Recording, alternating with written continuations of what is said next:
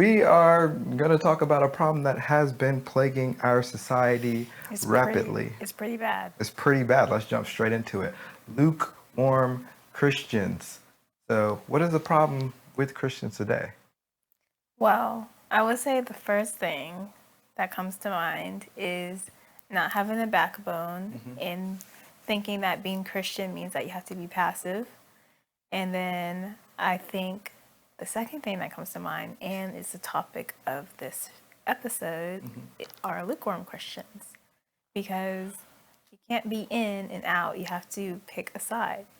Wow, yeah. I mean, and that goes straight into what we're getting ready to talk about, like the hot versus cold, which is where we're about to put the verse up in a second. But yeah, I think that's the one of the biggest problems is people aren't choosing God, and sometimes they're not even just strictly just choosing the world, right? They're like wanting to have God, but then mix in what feels good from the world, and everything's from the world centered around the self, and it drives narcissism. But as Christians, everything is for the glory of God. You're supposed to seek first the kingdom of God, and so I think when you are out in the world and you start to blur those lines, that's when you really become lukewarm, right? Yep. Because let's just go straight to the verse, right? So the verse is Revelations 3:15, or Revelations 3 verses 15 and 16. It says, oh, you want to read it? I know your works, that you are neither cold nor hot. I could wish you were cold or hot. So then, because you are lukewarm and neither cold nor hot, I will vomit you out of my mouth. Wow, yeah. So Yeah. so that is some good stuff. So what exactly is this verse saying? So reading that verse makes me think of this one movie that I love called War Room. And basically, That's a great movie. yes, it is. In that movie, basically, it's like an older woman. She's mentoring someone younger, and basically, she gives her hot coffee. She gives her coffee, and the coffee she gives her is a lukewarm coffee. And the girl's like, "Ew, why would you give this to me?" Right. And the point was, well, just like you don't like lukewarm coffee, God doesn't like lukewarm followers. Right.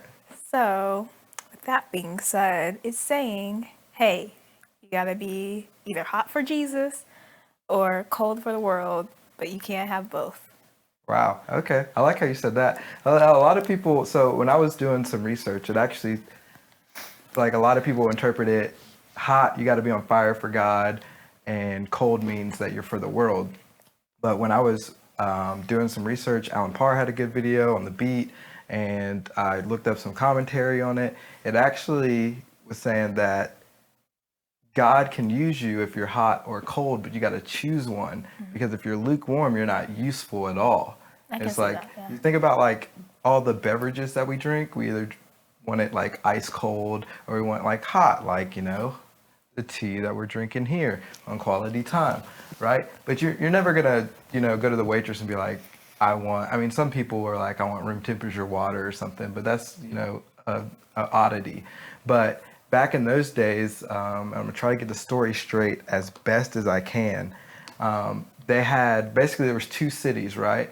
And they both flowed, the people that this was addressed to was in a place where the water was lukewarm, right? And it was in between two cities, one that had hot spring water and the other that had, cold water. And they were basically saying, hey, I wish you were hot like this city or cold like this city, because if it's hot, you can use the water for like, bathing or, tea or, different things of that nature. And if you're cold, well, that's good for, I don't know, like drinking and cooking and doing all these other different things. And so it's saying that if you're lukewarm, you're not useful to God. And so be hot or be cold so that you are useful for the kingdom of God, so that God can use you. And it kind of goes back to what we talk about all the time. It's like, what is the fruit that you're bearing, right? Or that you're bearing, right?